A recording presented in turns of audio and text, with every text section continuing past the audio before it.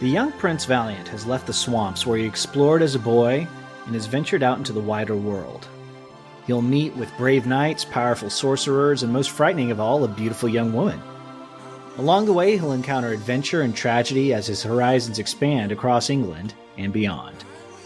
Today on Truth, Beauty, Comics.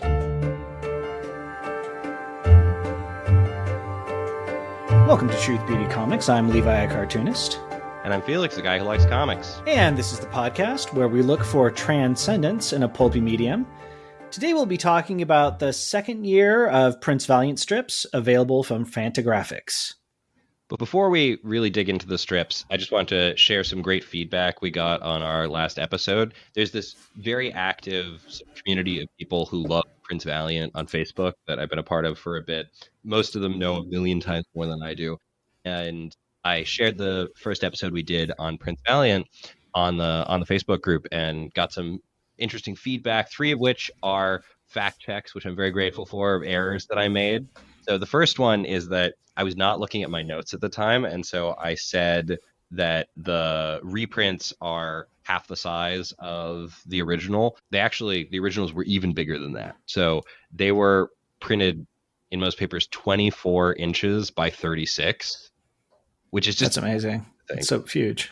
You know, I get why there are people who work to collect the original, and also because process changing, like there is, even though Fantagraphics does this amazing job, like there is no substitute for the original, which, I get. And I also, speaking of that, gave the date 1979 for how long it stayed a full page comic. It was actually 71. I'd mixed up that date with when Foster sort of completely stopped working on the strip because he was assisting, I think, just with the writing for a while after he sort of finished being the main head honcho, and doing all the sort of so much of the art and everything.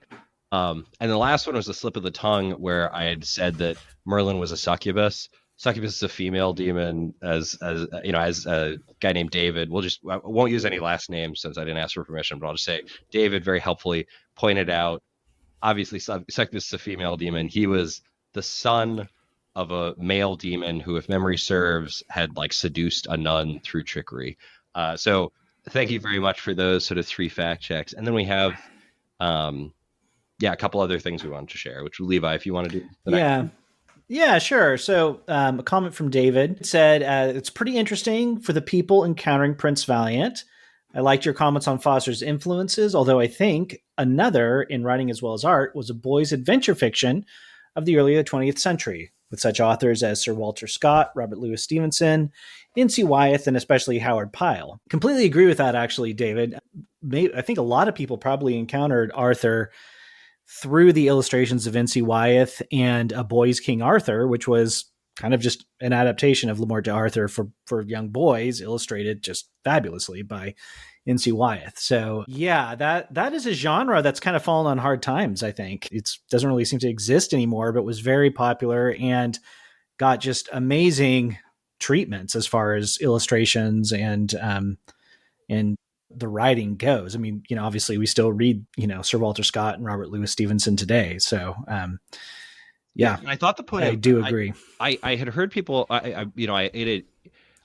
when reading Brian Kane's great biography, which I mentioned last episode, of Hal Foster, I had sort of taken mental note of this, but for whatever reason, until seeing David's comments, the connection with Robert Louis Stevenson had not filtered through my mind.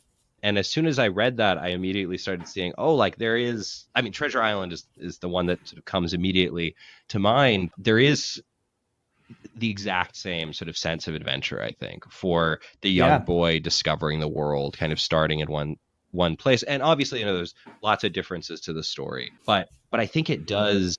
I think Prince Valiant has the same sense of adventure about life and the kind of excitement, especially in the early years, of a boy going out into the world and sort of growing in ability and encountering strange things that he doesn't know. So anyway, I thought that was a really helpful point to make. So thank you very much for that. Then last comment. And I think illustration wise, not just before we move on, I think, I think Hal Foster, he's really a classical illustrator along the lines of a N.C. Wyeth or a Howard Pyle or even a Maxfield Parrish and some of his castles and things like that, or in his kind of more fantasy orientation in some of his stuff, which all kind of came out of the same school of drawing, really. I mean, Howard Pyle trained a lot of these N.C. Wyeth and Maxwell Parrish and many other artists from that era that,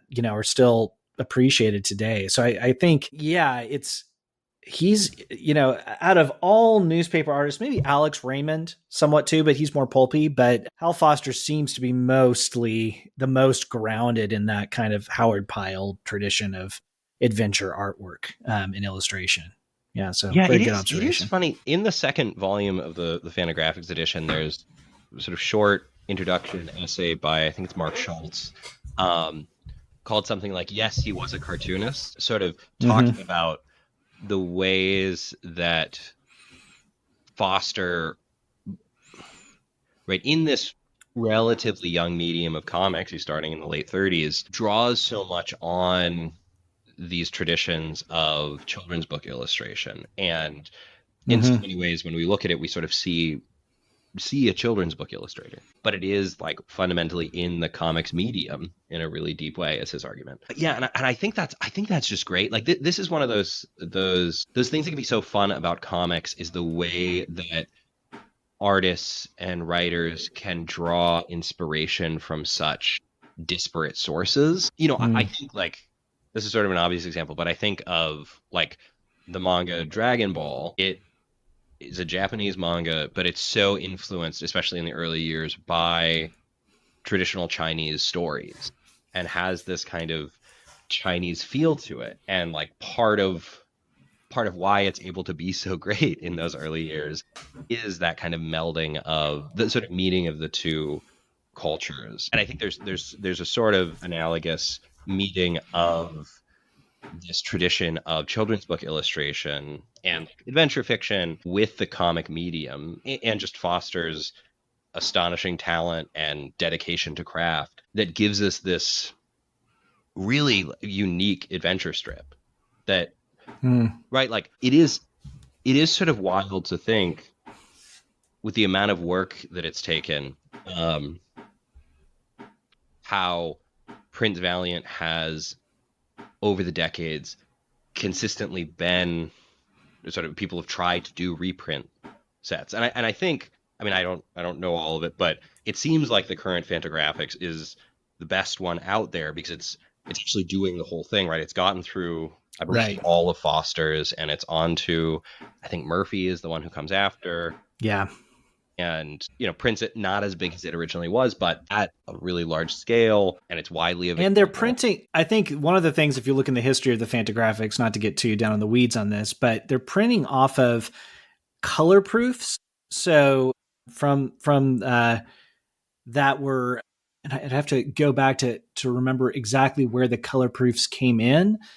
But because of the way that it's just so hard to get the colors right for a lot of these old newspapers, right? Because you could have, maybe the original, ink work or the original drawings maybe archived somewhere, but actually getting a good reproduction of the colors is the challenge, I think, for a lot of these older strips, because the colors weren't like kept, with the original artwork either. It's one of those things that they were, they're put on sheets and so the color proofs are kind of the gold standard, which I believe they managed to track down for these. And that's usually what Fantagraphic does. I know another series that I've collected from them is the Captain Easy Sunday strips. And I mean, it's real kind of almost Indiana Jones kind of stuff, the way they track these down sometimes, finding, copies of these things, because they're, 100 years old at least, and they're on paper, right? This does not preserve super well. So it's pretty impressive, the process they go to actually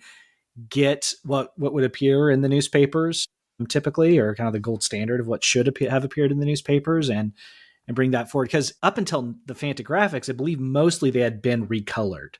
I think, when they were if memory reprinting. serves, I think even an earlier Fantagraphics edition had been. I wouldn't swear to that. This is sort of above my pay grade, but I think Fantagraphics had done this paperback line that had a year in each one that I think was recolored. So I'm pretty sure that this current sort of hardback 2-year in each one series is the first one to be working mostly off of the color proofs. But this is sort of above my pay grade. Someone will probably helpfully fact check me on this one too. But I'm pretty sure this is the first time that it's been done. And I mean, it takes an astonishing amount of work, right? When you think of just the decades of comics. And I believe that a lot of that, because I think that Foster, I don't know if he directly donated, but a lot of his original artwork ended up at the University of Syracuse, I want to say.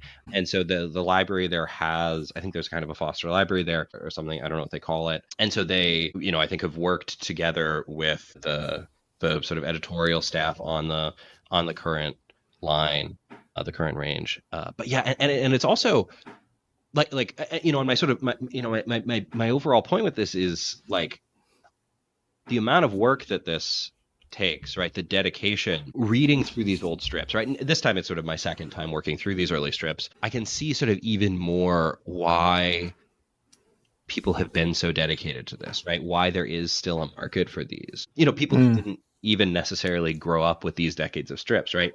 This, so my dad was born 1950 and his father was born, I think, in the 20s and grew up with these strips and loved these early strips.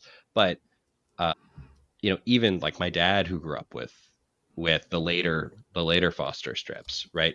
There's still just this desire to see the whole thing, right? Because it's just such a compelling story that pulls you along, that's so exciting and draws in these different elements. And it's funny because it's so profoundly influenced by various tellings of King Arthur and this, these traditions of illustrators and these different works of fiction and everything, right? And it's this, as we were talking about last time, part of a very old tradition of Arthurian legend, but it feels so different. It feels so fresh and really like it is part of this tradition and bringing something very new and being like exciting and compelling in its own way. So I can understand kind of the dedication to restoring it and bringing it out and then people collecting it, because like I know I really, my sons are 3 and 1 and my 3-year-old already just loves Prince Valiant. He like whenever he sees me reading, he says, "Are you reading a comic book?" I say, "Yeah." "What kind of comic book is that?" "It's a Prince Valiant." "Can I read?" And so he'll like sit on my lap for a bit and I'll read a few to him. He already is just drawn to Foster's art, and he's very interested in bad guys, especially. So, is that a bad guy? And usually he's right. He's very, very interested in the bad guys. Anyway, do you want to read the last comment, the one from Ray? Sure. Yeah. So last comment from Ray here. He said, Ray says, the one thing that ought to be covered in future podcasts is that Foster, unless there's something you want to tell us about your relationship with Hal Foster, and took a very modern view of myth and magic in his strip. For the most part, Foster explained away the power of myth and magic and gave the scientific point of view. Dragons are crocodiles, etc. With a few exceptions, Foster did his best to show how an unenlightened age saw the world in the way they explained it. One crucial storyline is the period where Val is made to age at a very advanced rate, which we may talk about today. The mystery of possible magic is there, but the reality of illusion, hypnotism is much more placed into view by Foster. Yeah, I think that's something we kind of brought up last time, and I do think that is probably a criticism I would have, at least, of how Foster interprets or kind of his retelling of Arthurian legend in the setting that he's bringing forward. He's right, especially things like, the dragon and the crocodile, right? We kind of glossed over that, I think, last time, but they mentioned a dragon, but it's shown to be a crocodile. And it is a very kind of modern interpretation of the past, while not presenting the past in a way that I think becomes much more common in future decades, where it's just the Middle Ages is this dark, dreary, miserable place of just idiots. That's not what Foster's doing, but he is also not bringing in the mythological elements or really the magical elements that are really a major part of, the Arthurian legends. It's funny because I actually quite like the depiction of the dragon early on. Like uh, I don't know particularly how it lines up with the way that I imagine dragons, but I'm just pulling it up. It's pretty early on in the first year, but it is this sort of, it looks kind of like a giant crocodile, basically. Yeah, here it is. And I mean, right, like it's probably twice as tall as any man and 10 times as long. Right. It's massive, right? It is frankly pretty dragonish to me, while still like seeming like something I might really encounter. It reminds me almost Yeah. of like a mythical. I mean, it does kind of remind me of a mythical sea creature, and so that, like, I think my sense, having mostly read sort of early Prince Valiant and then like 90s 2000s Prince Valiant, is that there is a bit more, let's say, experimentation with some of this in some of the earlier strips, right? There's I think of like Horret's prophecy, right? Is she just a crazy old woman saying things? But also she says, when you return home, I mean, I'm going to butcher it, but it's something like, when you return home, already your greatest tragedy awaits you. He goes home and his mother has died while he's away. Mm. And there is that really strange sequence that we might get to that Ray indicates with, Val meeting time and battling with it, becoming an old man and then drinking something. Right. And it's very strange, right? Because is the woman, hypnotizing him, drugging him, right, with the drink, or is he experiencing some kind of physical change that's then reversed? Is he experiencing some kind of like spiritual revelation? It is kind of it's left sort of open-ended here. And my sense is that in later decades, Foster has a bit more desire to give I won't say scientific account of these experiences, but at least accounts that are more amenable to 20th century readers. Right. And I haven't read enough of the later strips to see what I think of that, but I do think sort of in the early years, what I've seen, I sort of enjoy some of the ambiguity. Like I think there's kind of a playfulness almost to the way that Foster is engaging with some of this. And I know that that's something you had sort of brought up, Levi, last episode, as something you're not really sure about, that you feel like sometimes things are too tongue in cheek. And and that usually works for me in Valiant. And I'm not exactly sure why. I think it's because there's a kind of being tongue in cheek that is just purely kind of deflationary or deconstructive, doesn't and ends up just sort of saying none of this matters, right?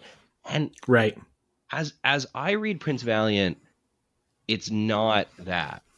It's I totally agree. More a kind of tongue in cheek that comes from like a rejoicing in what human life is, and a kind of seeing the experiences of adventuring and trying to help others and encountering danger and all these things, right? And so the sort of tongue-in-cheek moments are more like, they feel a lot less like a sort of cynical teenager talking about how everything's fake, and more like a grandfather seeing their teenage grandson doing things that they did when they were their age, and saying like, like that's sort of how it's definitely it's not deconstructive, which I think is a huge strength of it. And I mean, I don't even think, it's the age he's writing in. I don't think, deconstructive retellings were a big thing. Certainly in America at this time. Yeah. Yeah.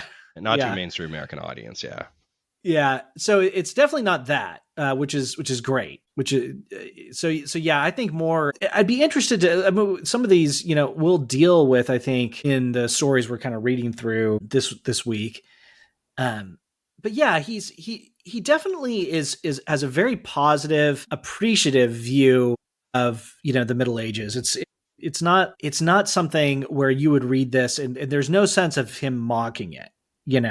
There might be I think what you could say is he's kind of cleaning it up a little bit. For sure. Yeah.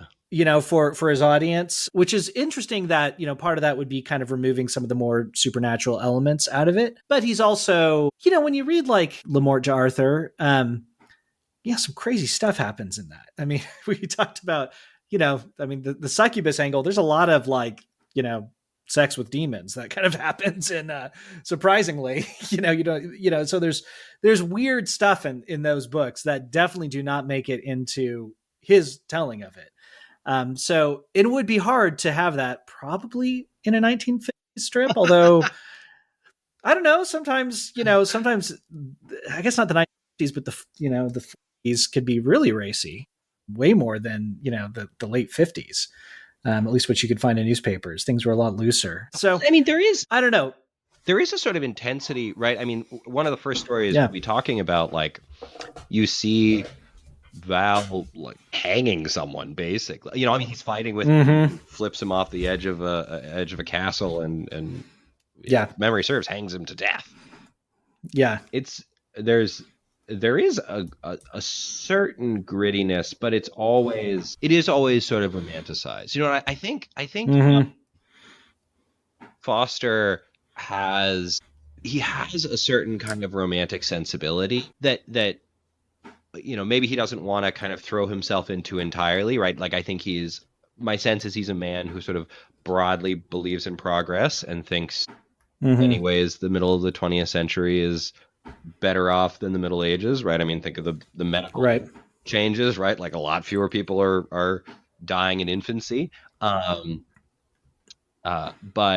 he does, I think, have a real appreciation for, let's say, the ideals of like courtly literature. Yeah. Right. I don't think so. I mean, it's funny, right? Because he is sort of scrupulously accurate with certain historical geographical details. I think I mentioned last week that he doesn't like to portray anywhere he hasn't been. He wants to be drawing really from his knowledge, and it shows, right? He has just this masterful ability, and he was super attentive to styles of dress and getting the details there right, and armor and things in ways that are really impressive to me. But also, like, this is obviously a highly fictionalized Camelot, right? We don't know if King Arthur existed. We don't know that he would be around. I think it was 433 is when Val, it says, is knighted in this. So I sincerely doubt there were castles anything like this in England in the 430s. Right, so he simultaneously has this modern or contemporary desire for, let's say, kind of physical, literal accuracy, while also having this deep appreciation for the kind of romantic elements of Arthurian fiction and of myth in general, right? That myths do always take place a little bit in a kind of any time. Right. And so there is, and I think that's part of what I really appreciate about Prince Valiant is that that's a really difficult balance to strike, and we can argue over how well he balances it in different storylines at different moments, but I think in general he is able to kind of bring together a lot of sort of research and personal exploration with this kind of deeper romantic sense of adventure. That's just really compelling. Yep. Yeah, I agree. I think. Shall we get started on talking about? Yeah, let's dig in here. Where are we picking up? Yeah, we covered the tail end of 1937 pretty briefly because we got to such a lengthy conversation last time. I mean, unsurprising, we're 30 minutes in to our second episode, and we're just getting back to the actual strips. There's a lot of fodder for conversation in these, but I'll just sort of briefly summarize a little bit of the tail end of 1937 before we get into 38. So Prince Valiant is serving as Sir Gawain, however you want to say it, Sir Gawain's squire, and he falls in love with the beautiful Eileen, whose parents have been imprisoned in their castle by an ogre. Val gladly accepts the quest, along with Sir Gawain, but a frightening knight with red armor confronts them, saying that they'll either give Eileen and her horse to him, or they will need to fight him. The knight fights dirty, incapacitating Gawain, so Val has to rescue Aline. After Val's victory, he realizes Sir Gawain won't be able to continue the quest, and he's wounded. Val ventures on by himself, leaving Gawain and Aline somewhere safe before he goes on to the castle. That's a good sort of pausing point, I think. Yeah, how did you like this sort of Red Knight? Well, actually, first just the introduction of Aline. So, this is tail end of October 1937. Mm-hmm. The introduction of Aline. She, we've had female characters before, but this is the first one that's really sort of drawn Val's eye. And yeah, I don't know. What do you think of sort of her introduction and this beginning of her story here? Yeah, it's interesting. I mean, she's a pretty major character as far as, the kind of the arc of this, this next story goes. Yeah, well, even for about a year or two, yeah. Right. Yeah. I mean, kind of she's definitely important. I think this is where, I mean, and she's beautiful, obviously. She's drawn, beautifully. I think this is where I probably have, the most criticism for Foster early on. Is I do think, his illustrations are just so gorgeous. You could just spend all this time looking at him. And so they're doing a lot of the work, right? As far as, you almost don't need words here for a lot of these because they kind of tell the story. But I think there's so much that comes through with dialogue when you're establishing characters. Probably the best one at this is Milt Caniff and the way, you read a page by him and just the way, like, he'll put two people in a room and they have totally distinct voices. They'll have a conversation that's like something like Tennessee Williams would write, this really crackling kind of clever conversation, very distinct. And you can just get such a sense of who they are in one page, whereas I think the way Foster kind of constructs his stories is you're very distant from these characters. Really, there's not a lot to latch onto with Eileen other than that she's pretty, because we can see she's pretty, but there's not much else there to help us understand, who she is or like, like connect us to her, I think. Yeah, I mean, I do think he is relying to a certain extent on our pre-existing knowledge of stories like this. Right. That sort of, we know the gallant knight, we know the impetuous but fundamentally good squire, we know the fair maiden whose parents need rescuing. You know what I mean? Right. Like, he's kind of able to rely on that in a sense without feeling the sort of obligation to try to make them extremely complicated characters. I think as we'll see in a couple of years, Val's relationship with Alida there is a bit more meat on the bones. I mean, he's still right. This is Foster style. I think it's fair to say that he's not doing like complex character studies, psychological examination of super complicated characters. He is sort of doing like universal human experiences through these exciting tales, right? And what, I don't remember how old he is at this point, but 14, 15-year-old boy hasn't fallen for a beautiful young girl who needs help. Yeah, riding on horseback. Yeah, I mean, the horses might not be in everybody's, but that is part of it, right?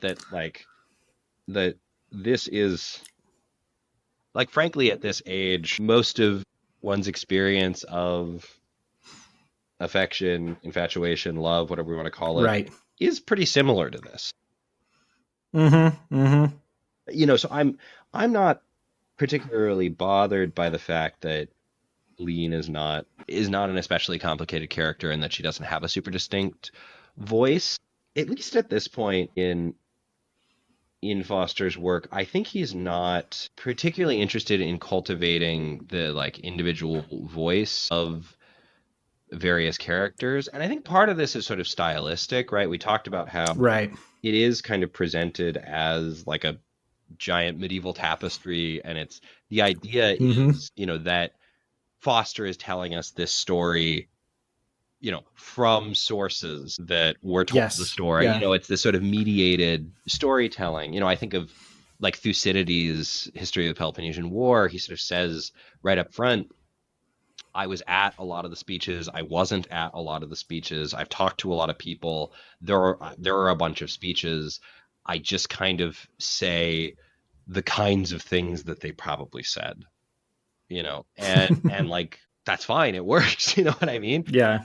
That's not what we would want from a history book about Lincoln necessarily, but I think Yeah, I at don't least I think would it's say there's reasons why he's writing it this way. Now, maybe yeah. he's doing this because he's not particularly naturally gifted with dialogue or something, right? Mm-hmm. But I think at least kind of not in universe, but within the kind of work it is, that does not bother me personally. Right. Yeah, we don't need like I'm with you. I think there's a spectrum, right? There's needing some kind of like really deep psychological quirky character, sort of thing, which is absolutely not going to work for what's going here.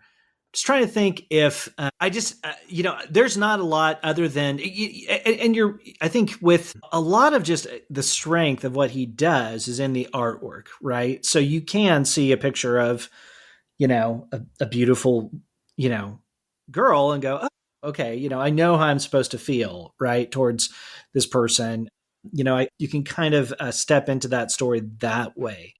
I think for the amount of energy that goes towards Eileen in the story, I would have, even in like Lamort to Arthur, like the female characters are given a little bit more complexity. They're not quirky characters in the modern sense, but there's definitely a bit more going on sometimes than I Sure, get but here. I don't know if that's a fair comparison though, right? Because Lamont Arthur, lengthy work written Right. for literate adults in the Middle Ages, which is a pretty small group of people, right? This group of people Right. who are Yeah. capable of, who have been trained and formed to be able to read. And I believe, I mean, there are obviously lots of like oral traditions that it's pulling from, and like the sort of French, like Lancelot's, like things that are well above my pay grade to discuss confidently. But right, like Prince Valiant is a sort of broadly accessible weekly adventure comic. Mm-hmm. Wants to be exciting and ideally like a little bit edifying to readers of any age. Right, like I think Foster wanted Mm-hmm. me to have my 3-year-old on my lap Yes. pointing at the pictures. Right. I mean, I Right. do think there are moments in the strips that are, above the head of a 10 or 12 or 14-year-old or whatever, and are kind of posing little challenges or sort of, causing deeper thought in the adult readers. But I think that's just not how, like, that's Well, not the game Foster's playing. You know what I right. mean? Yeah. I think you're right. You have to say, okay, well, me as, an adult man may not be the audience for this. And I Right, think who's that's totally relatively fair. widely read and like try to cultivate an interior life and all this, like, is not Yeah.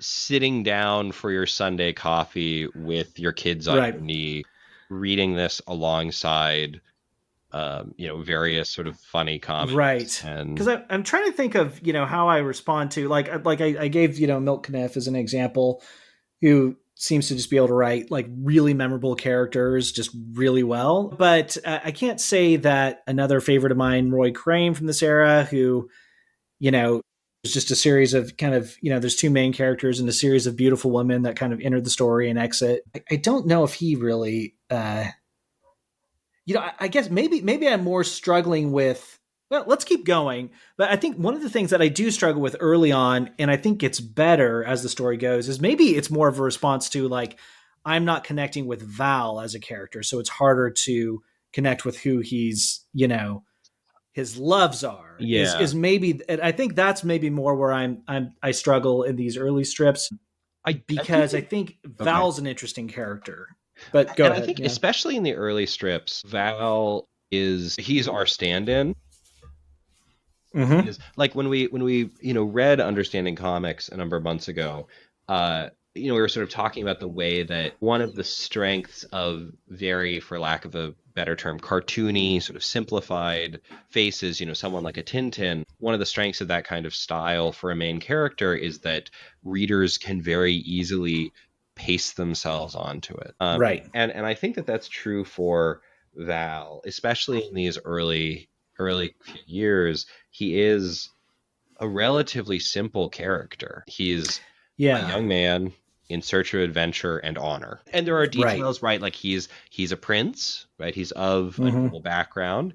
He's a prince in exile. His mother has passed. He grew up in the fens, right? There are all these different things that we can say about him, but he is at root a very straightforward character to understand and to kind of latch onto and see through his eyes. Yeah, I guess maybe that's where, I think my criticism always comes back to with Foster. I think his writing, because the challenge I have, I think, with when you're trying to, have a standing character, right? And the way a lot of comic strips actually approach this, recognizing their younger audience, is they would write a Robin for a Batman.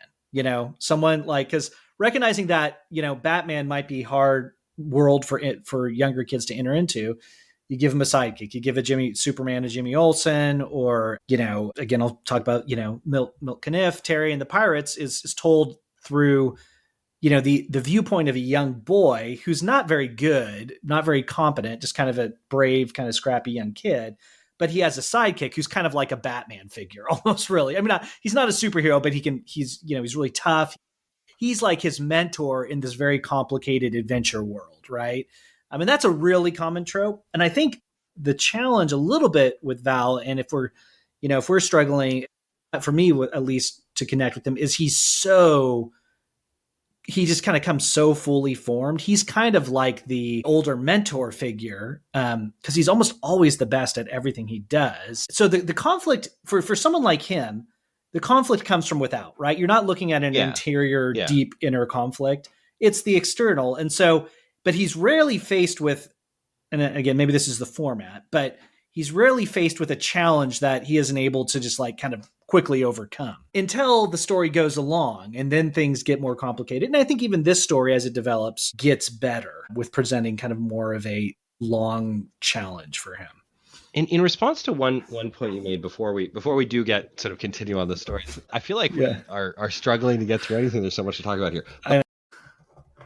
I can't speak for everybody else, but it seems to me that like when I was a little kid reading Batman, I didn't want to be Robin. I wanted to be Batman. When I was watching a Superman cartoon, I didn't want to be Jimmy Olsen. I wanted to be Superman. And this is part of, as I understand it, why Stan Lee was kind of against kid sidekicks, was because the kids don't want to be they're already basically a sidekick in their whole life. They want to be the superhero.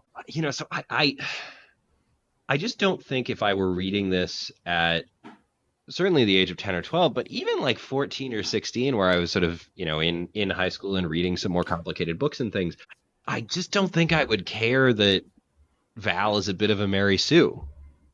Right. Like the kind of work this is, certainly at this point, the reason I'm here is because Val's in love with this beautiful woman, a beautiful girl, wants to save his parents, and he has to fight an ogre, and he's gonna, make a scary mask and jump down from the rafters of the castle, right? Like that's why I'm here. You know what I mean? It's just, it's like I don't know, I sometimes watch like French New Wave films. I'll watch a Francois Truffaut. I also will watch a Marvel movie. And like when I'm watching a Marvel movie, I'm just not, it would be unfair for me to criticize, the Avengers for not having the kind of depth that French New Wave cinema. Yeah, right. It's not The Godfather. It's right. Not, there's just, even Star Wars, right? Like I think Star Wars, the original trilogy, is 3 of the greatest films ever made. It's just not doing what like Kurosawa is doing. Right. Like Luke is kind of, he grows, right? He's initially beaten by Vader, and I do think that makes it more compelling. But like I'm not that bothered that like Luke shows up in episode 6 and he's just an awesome Jedi now. Yeah. I do think Star Wars is an interesting comparison, just because, and we don't get into too deep into Star Wars, but I do feel like that for me was one of the emotional disappointments, despite of the Disney trilogy, was that there was so, especially with Rey, is the difference between her and Luke, where Luke, you actually got to see a kind of a actual challenges and growth happen.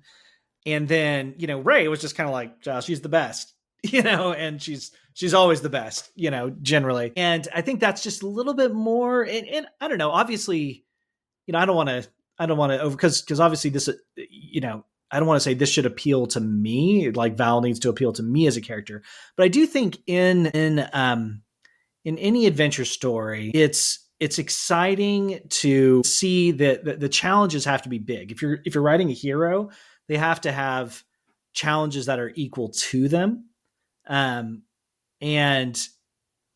I feel like rarely does it seem like, at least in these early ones, that Val has challenges that are kind of equal to him. And that's fine. That's not, that it doesn't necessarily have to be, but it would be, I think for me, I might be more sucked into him as a character to see how he actually faces some things that are like beyond him.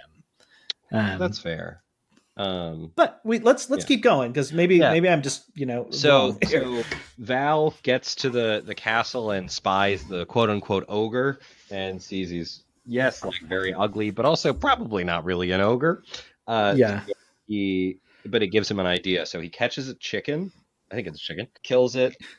Butchers it, puts it sort of over his face and makes it like horrifying mask, and uses it to sort of frighten people to death and sort of scare them out of the this is real Batman. Val becomes this is his Batman arc. Yeah, and there's an influence here into the early Batmans that I should have pulled up. There's a couple sort of pages of comparison in, again, that book I keep referencing, Kane's biography of Foster, where he shows some of the cribbing that, what's his name? What's the name of the first Batman artist? Is it Bob Kane? Bob Kane? Yeah, that's right. Yeah, that I think that if memory serves, it might have been Superman, but I think it was the early Batman. There was an influence there. Oh, I could see it. And kind of direct cribbing of some of this scene, actually. Yeah, and there's just sort of great adventure through here. He returns to Eileen, but Val discovers that Eileen is betrothed to Prince Arn, and so he goes to challenge Arn. Oh, and there's also this sort of chunk where Val has to sort of confront Morgan Le Fay, and with the help of Merlin, defeats her using this strange sort of magic-y stuff that seems like it's the part that this was the thing I was thinking of, along with the prophecy. Yes. Sort of what's most difficult to explain within a sort of purely closed scientific frame. That like, okay, Morgan Le Fay sends these horrible dreams to Val while Val is in her castle. Okay, so we can have various explanations and drugged for this, right? Right? Yeah. But then Merlin does the same thing to Morgan Le Fay without seemingly any physical interaction. Yeah. So that is sort of not kind of easily explicable. And I think there are a few moments like this in the sort of early years where I think my sense is that Foster is a little bit more kind of just using the tropes and using the magic without kind of thinking that deeply about it. Mm-hmm. Yeah, so he saves Gawain. I love this sequence, actually. Yeah, there's some awesome art here. Go ahead and gush. No, yeah, I just think he's just, you look at some of these panels and they're just so good. He's really doing stuff. And I think Jordan had some criticisms of his color, but man, I love his coloring in these so much. I mean, and this is really, I think, I can't imagine waiting every week to open up the newspaper and see something that's this gorgeous. I mean, it's just incredible when you look at how shrunken newspaper comics have become, but these are like every panel in these is just really just a beautiful work of art. It's colored gorgeously. And, it's almost like got a watercolor quality to some of it, which is, Yeah. if you know the history of how they used to color newspaper comics, like this was actually a technique that the colorists would do because they actually had to roll on. They would use rollers to get their coloring over Ben-Day screen. So it was a very kind of, it was a very subtle process that they got, and they got, these colorists got really good at it, right? So you can see some of these strips like where Morgan Le Fay is visited by these creatures. Just the coloring in this panel is really complex. There's just all these different shades and different kind of tones and subtle gradations going on that in the 60s, newspapers started to switch to a photographic process for their coloring, which they would actually cut out like sheets of this like film strip and then use those as flat colors. And that's where you get like the really flat coloring, like Peanuts. I have an example in our show notes, but Peanuts where it's like just totally flat colors overlaid. And that's pretty much became like the standard for comics for the next, until they switched to digital coloring, and things became kind of more, those possibilities opened up again. But it's really a process. This level of like color and detail is something that like wasn't going to be possible within a couple decades, just because the industry changed so much. And it's just gorgeous. Yeah. Anyway, we can continue on with the story. I love the kind of psychedelic isn't the right word, but kind of frightening dreamscapes. These monsters. And then also April 23rd of 38, there's this image of Val being captured as he arrives. Yeah, that's cool. Arrives at the gate, and there are these like frightening monstrous hands coming out. They're like out of a Universal monster movie, coming out of seemingly out of the stone masonry to grab and capture him. That's just horrifying and just really effective. I do really like these sort of moments of strangeness in these early years. I think they're really well done. Now we've got some great battle stuff. I think one of the most iconic images sort of all of Prince Valiant, I think it's fair to say, comes as Prince Valiant comes to sort of confront Eileen's betrothed, Prince Arn, and they start fighting. There's this sort of lengthy development. They need to stop basically this horde. And on, where is it? I think it's June 19th of 38. There's this image of Val fighting off, probably 100 Northmen, as they're called. The Vikings are sort of coming for him on on this stone bridge that's just beautifully rendered.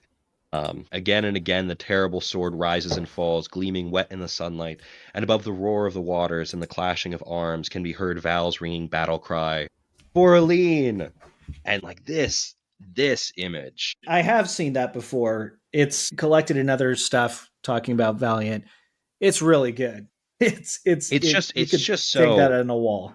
Like, and I mean, this is, I told last week that story of how Foster learned how to draw the human form by sort of standing naked in front of the mirror and just trying to draw it really quickly and learning how to do it. And I mean, there must be 24 figures here, all of whom maybe 3 in like believable, exciting, intense poses with sort of muscles going. And, one guy several guys are falling down. One seems to have jumped from the bridge into the raging waters, and like it's just so cool. And you got like the little bit of like blood on Val's sword.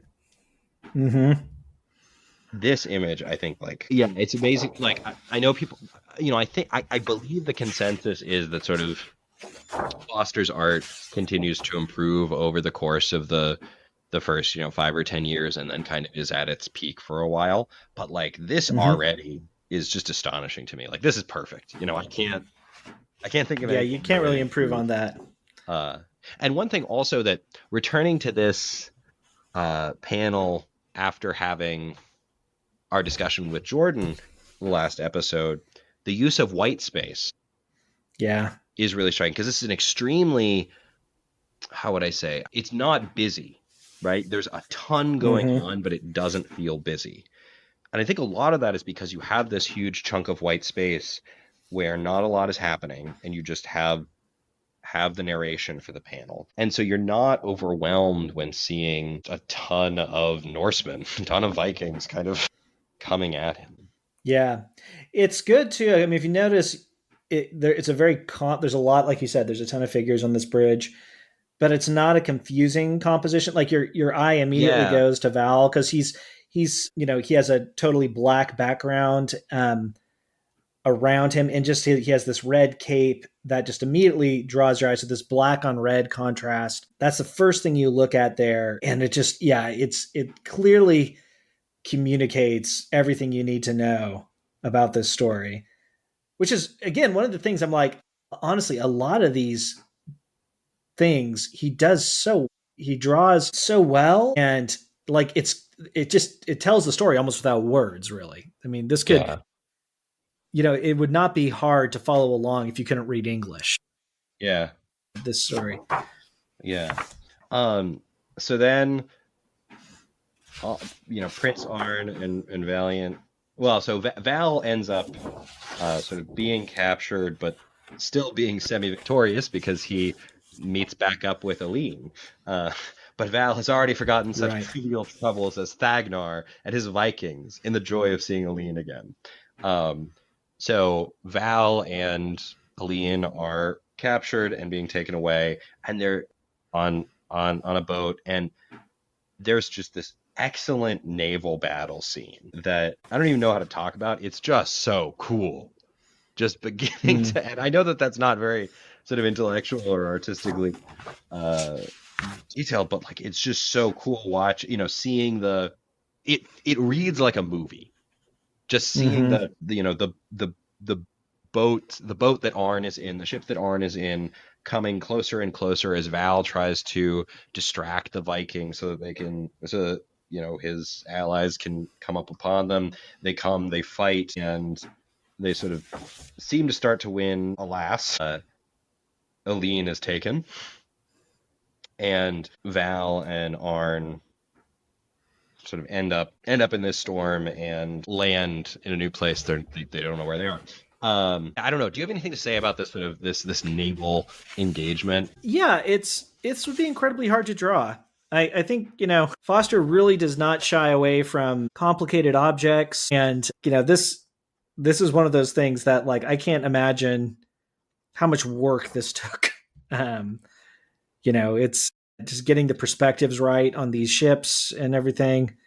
He's not making it easy on himself. So I mean, just from a draftsman standpoint, it's incredibly impressive, and Yeah, it's a lot of fun. I do like kind of the buddy road trip element to Val and Arn that's yeah, going on here. It's they both love Eileen, um, and they're kind of pals. And I think, doesn't Val name his son after Arn?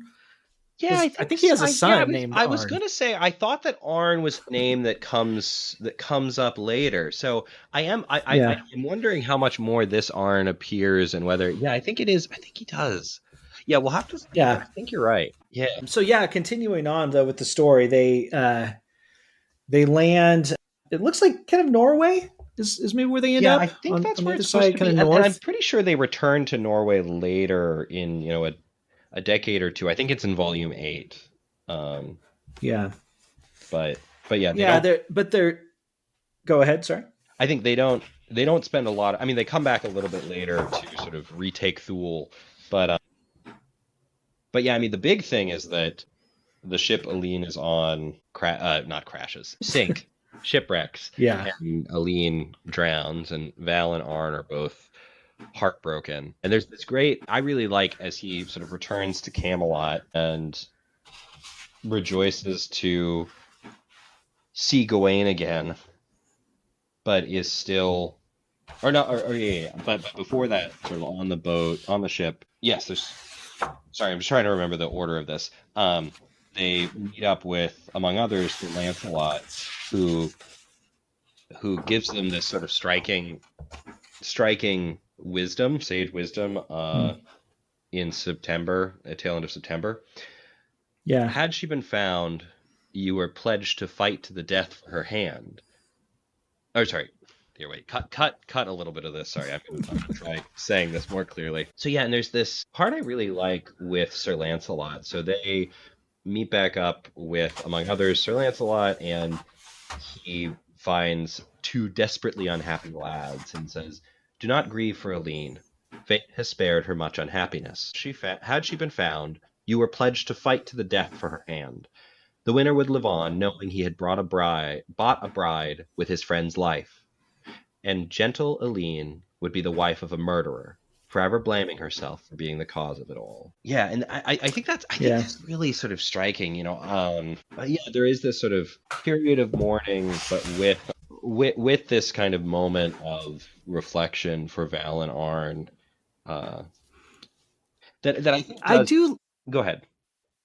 like that. And I think this is where I start to kind of I think the story kind of improves for me and takes on and as it goes, even in the next edition, there's even kind of more tragedy starts to kind of enter the story. And I think that is one of the things that in Arthurian literature that is really beautiful. There's just kind of a sadness to it all. It's like when you read Le Morte d'Arthur, it's like, it's the death of Arthur, right? is the name of the book. So it's about this time in England that couldn't last, right? It's already gone, long gone by the time everyone's remembering it. This beautiful kind of golden age that like winked in and out, it just within the life of Arthur, right? And it ends in tragedy, that story. With hope. It's not, it's not a miserable, despairing end, but it is very tragic. And many of the stories in those books are very tragic. There's brothers who are forced to battle to the death. There's, loves there's heartbreak, there's betrayal, and then it ends ultimately with the end of Camelot in this golden age. And so I think that's kind of, as that starts to enter the story, I think it makes it deeper because there's kind of a wistfulness about a lot of these stories. Even as Foster's writing and looking back, he's remembering back to a beautiful time that's no longer with us, right? So even as we read the Arthurian stories, which are looking back to an even more ancient time that is no longer with the writers, we're doing the same thing in a sense and looking back to that time and going, yeah, that was beautiful. And there's this part kind of the sense of beauty is that it's gone. Yeah, there's a nostalgia to it that like it is an essentially nostalgic image. And I think people are very down on nostalgia oftentimes now. They say it's sort of an unhealthy romanticization of the past. And I mean, I think nostalgia can be unhealthy in people's lives, but I think it is a deeply human and important experience. There's a reason it's so sort of universal and that it's so deep in I mean, I can't speak to world literature, but at least in Western literature, there is this really consistent use of nostalgia really powerfully. And I think that is part of the kind of beauty and meaning of the Arthurian legends, right? And that is part of why you couldn't have anything like historically accurate Prince or a King Arthur story and be anything that I would actually really want to watch. Of course, yeah. Right. And so I think I think that's one of the things that's so cool with Prince Valiant is the way that he is so influenced by genuine history. While also being fundamentally a kind of mythic fairy tale. Maybe fairy tale's the wrong term, but it's something like that. It's a romance. And I guess that's why maybe I'll take back some of my criticisms a little bit of this arc, because I do think that the tragedy, the tragic aspect of it is effective and it works well, and there was no kind of good way for that, happy way for that story to end, right? Since it began, because as we see, Arn is not presented as a jerk who just needs to get his butt kicked by Val. He's a noble person who's just as deserving as of Eileen's love, So, Lancelot's summary at the end of that this was maybe the best outcome, maybe not from Eileen's perspective, but we'll never know. I know she is fringed. Yeah, exactly. But there was no happy way for that story to end. Which to me is is probably the first story in this book that I'm like, oh, that was good. That was actually something that was a bit more than just kind of, hijinks of the week for Val. Yeah, I think that's probably a good place for us to stop. So we did not get through 2 years. We didn't even get through one, but we had a great conversation. So next time, so we're going to be reading more Prince Valiant, but we're switching things up slightly. Up to this point, we've done sort of we've always done series of covering the same thing, but now we're going to start alternating between different comics. So next episode, we're going to be returning to Tintin with The Broken Ear, and then the episode of that after that, we'll go back to the world of Prince Valiant.